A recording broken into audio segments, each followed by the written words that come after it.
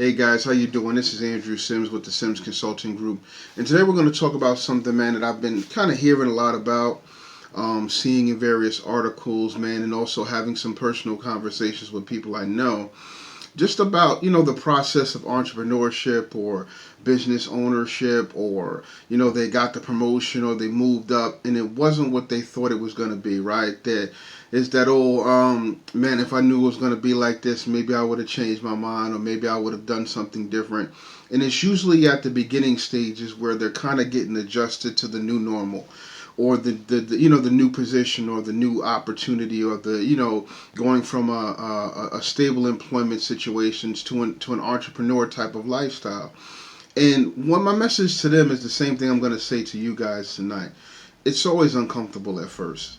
Anytime you branch out to stretch yourself in one direction or the other, it's always going to be a little bit uncomfortable. Actually, me and my brother-in-law was talking about it on Memorial Day, man, at our little Memorial Day family get together, right?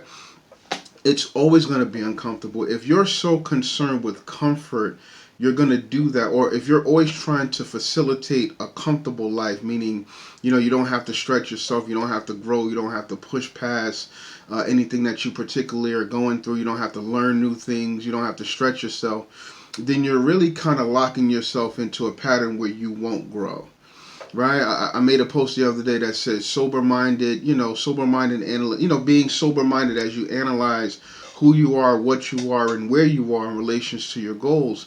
That has to come in order for there to be growth and development, right? You have to be honest with where you are, right? But it doesn't mean that it's going to be comfortable just because you're honest, or you have to become almost comfortable with being uncomfortable, or comfortable with not knowing 100% of what's going to happen, right? You could strategize, you could implement plans, you could do your analysis, you could do your risk analysis, your cost now, all that stuff, right, that we do in business and project management. But things are not going to go as planned 100% of the time, and it's going to be uncomfortable, right? But my second part of the title is this too shall pass, right? It comes in waves, right? You're climbing, you're climbing, you're climbing. It becomes uncomfortable. It's almost like a plane trying to break through the clouds, right? When you hit those clouds, if it gets a little rough, a little shaky, right? But as you get above them, it's smooth sailing, right? Until you try to go a little higher again, right? Or you have to go back down to make some adjustments and then go back up, right? This too shall pass, right? This stage that you're in of being uncomfortable is going to become the norm to you at some point in time. But remember, God calls us to go from glory to glory, right? Or in the natural, it's like you're going to want better things. You're going to want to, you're gonna aspire to do greater things, right? That's our version of God calling us from glory to glory, right? You're going to want to do better things, right? If you become entry level management, one day you're going to want to be mid-level management, right? If you once you attain mid-level management, you're going to want to be senior management. Then you want to be, executive, or you want to get into the boardroom, or you want whatever it is, right? There's going to be something that you're going to aspire to once you become comfortable in the position you're currently in. And as you do that, it's going to get uncomfortable again, and you have to be comfortable. The higher you go, there are going to be a series of uncomfortable phases as you do that, but those shall pass. If you don't quit in the middle of it, right? If you don't fold under the pressure, if you don't give up because it's uncomfortable, then you will get to that next stage. You will progress throughout your career or your business, right? Things are going to grow, you're going to get better, and you're going to become stronger within who you are as a business person, as a pastor, leader, whatever, entrepreneur. You're going to become stronger in who you are, and the things that shook you earlier on are not going to move you as you become more advanced and more detailed, and more extensively trained, or you have the time invested to build up those muscles that you need in order to take your career, business, or situation to where you need it to go, right? So I got a couple of scriptures here tonight that I want to talk about and implement as we start to move into this thing, man. It's always uncomfortable at first, right? But this too shall pass. Just to keep that in mind. Philippians chapter 4 verse 6, out of the English Standard Version, says, "Do not be anxious about anything, but in everything by prayer and supplication with thanksgiving, let your requests be made known to God." Well, the first part is telling us don't be anxious. And that's a pretty big statement because there's a lot to be anxious about. Let's keep it in the realm of business, right? If you have employees, right? Let's just take it out of where we just came from. We just came out of a pandemic, or we're coming out of a pandemic. To some people, we've come out of it already. It's a foregone conclusion, but there's still some things that we probably need to work out. So we're coming out of a pandemic, but in the middle of 2020, when we were dead the middle of it, there was a lot to be anxious about. There was a lot to wonder how what needed to happen was going to happen. For instance, if you were the business owner and you were used to making X amount of dollars in profit, and that was cut in half or sometimes left with a third or one fourth of what you were making because you weren't able to open your doors, people weren't buying, there wasn't money circulating, right? For all these different reasons, right? There was a lot to be anxious about. And if you're the employee, are you going to have a check next week? You know that there's not people coming into the restaurant. You know money's not being exchanged. You know things are not moving in a normal fashion. So how can you not be anxious? And the second part really answers that question, right? And this is specifically for the believer. It says, but in everything, by prayer and supplication, with thanksgiving, let your requests be made known to God. So as we get into these uncomfortable situations, right? As we get into these uncomfortable moments in life, business, family, right? Whatever you're going through, there's a component of being able to take what you're dealing with and pass it to somebody that can help you deal with it, right? Or pass it to somebody that can provide a solution to whatever problem that you're dealing with. Like, I'm a business consultant, and if a company's dealing with a productivity issue, right? Meaning they want better performance out of a system, staff, a marketing strategy. They're looking for something to be more productive. Generally, productivity happens when you use less energy, or you use less money, or you use less resources to produce the same result, right?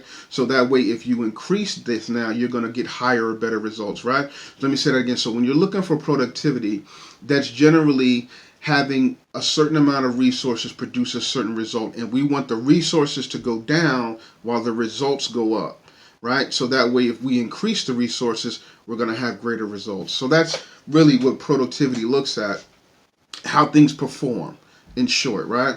So if you call me about a productivity issue that I've dealt with and I have a viable solution, and I give you that solution and you apply it, anxiety gone. Or you employ me to now implement that solution, anxiety gone. Everything's taken over, right? If you have a symptom in your body and you go to the doctor and the doctor says, here, take this pill, there's no need to really be anxious anymore because you've actively applied the solution. Well, the Bible is saying the solution for anxiety is to now allow God through prayer to transact business in your stead, to take care of whatever issue you're dealing with. So part of not being anxious, right? And we're going to get back to being comfortable in 2 seconds. Part of not being anxious is being able to trust God enough to give him that issue. Well, the same thing is true when it comes to being uncomfortable, because anxiety comes from being uncomfortable, if that makes sense, right? If you're uncomfortable, it's going to produce anxiety because you're not able to answer all of the questions, or you don't have the answers that you normally are used to.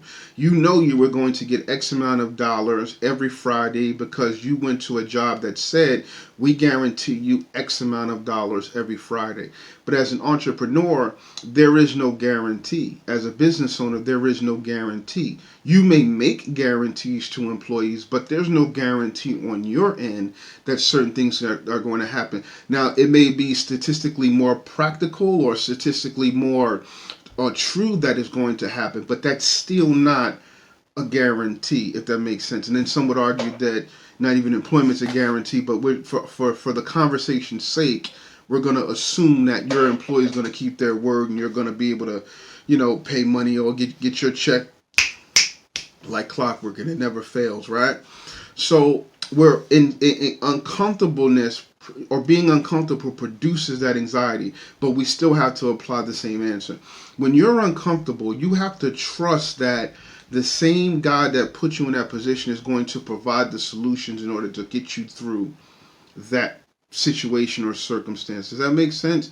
So this too shall pass is a response to it's a faith response to whatever you're dealing with. Meaning, I know I'm uncomfortable now, but I trust that as I keep seeking God, as I keep growing, as I keep becoming knowledgeable about the systems, circumstances, policies, or procedures that are making me unfamiliar, or that I'm unfamiliar with, I should say, I'm going to get better. I'm going to grow. I'm going to advance, and I'm going to be more comfortable. And then I'm not going to be uncomfortable anymore. Right? This too shall pass.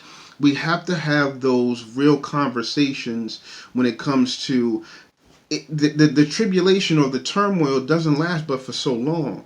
The question is, are you strong enough to endure? Right? There's an end date. You may not know the end date, but by faith, there's an end date to whatever you're dealing with. Right? Whatever uncomfortable situation you're dealing with, there's an appointed end date, and that end date is based on, one, you being obedient and doing what you can do and learning how to practically apply the information that you're learning to the situation, right, and all those different things.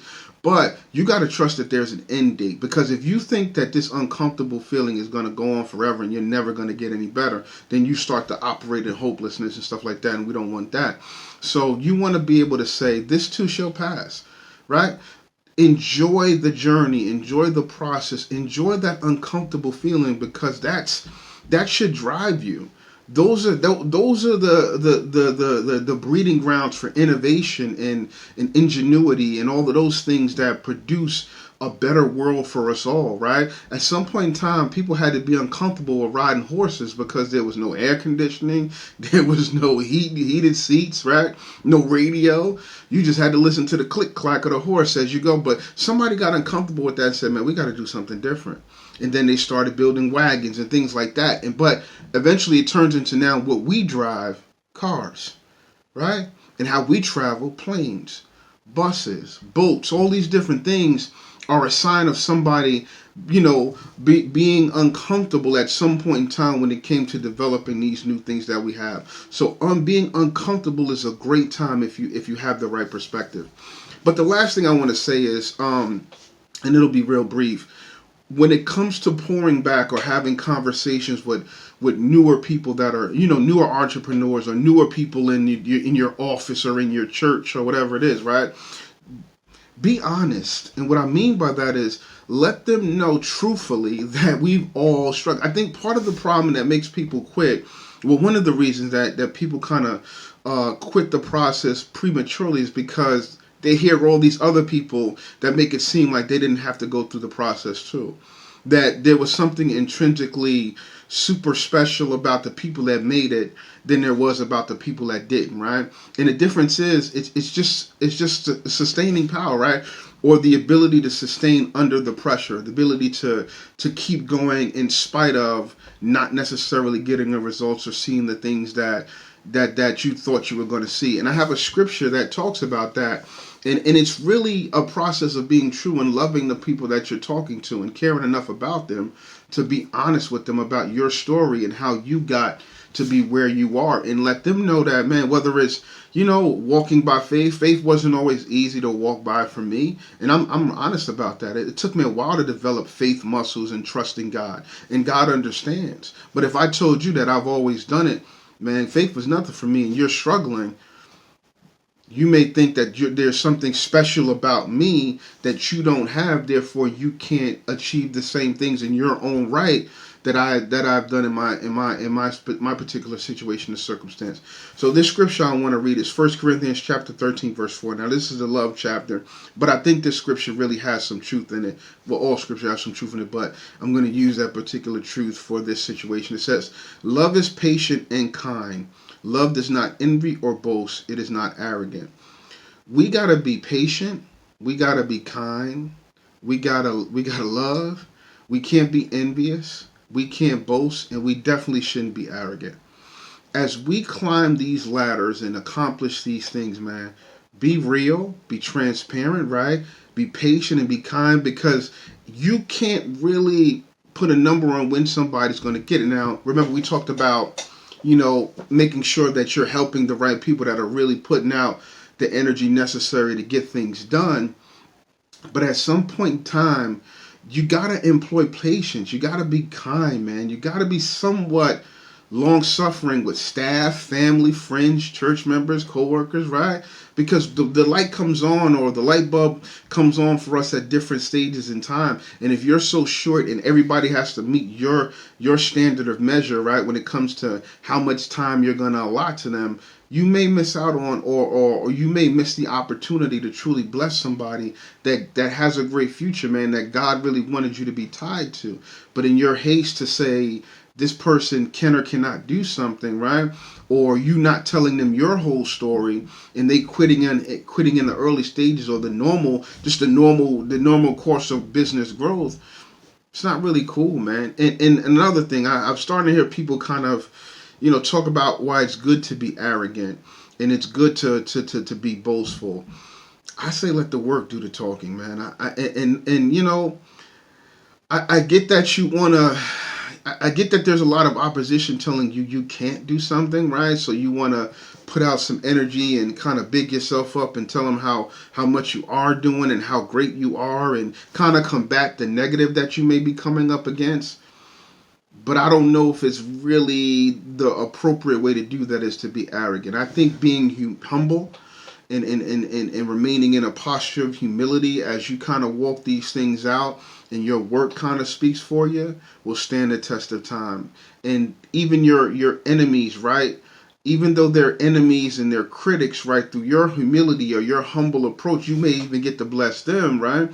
But you'll also get to win some other people that are waiting for you to be boastful just like everybody else. So you're putting yourself in a position to be seen and used in a different way when it comes to the things of God, right? From a scriptural standpoint, but from a worldly standpoint, man, you just don't want to sound like everybody's boastful nowadays, man. Everybody's arrogant. Everybody's telling you how great they are, how dope they are, how much money they have, or how successful they are, and all these other things, man. And it's not necessarily always the case. But when you come across somebody that's humble, man, and just putting in the work and getting it done and doing things in excellence, but you kind of low key, man, you want to ask that person, you want to get next to that person to see, man, how can I get some advice and things like that. So you want to make sure, like I said, one, you tell the real story of how you climbed the corporate ladder or how you achieved the success that you've achieved. And number two, if you're helping somebody through the process, be patient, be kind, be long suffering, and most importantly, don't be arrogant. So once again, this is Andrew Sims with the Sims Consulting Group, and we use Philippians chapter 4 verse 6 and 1 Corinthians chapter 13 verse 4, both out of the English Standard Version. So again, man, everything's uncomfortable at first, but this too shall pass. So y'all be blessed, man. Peace.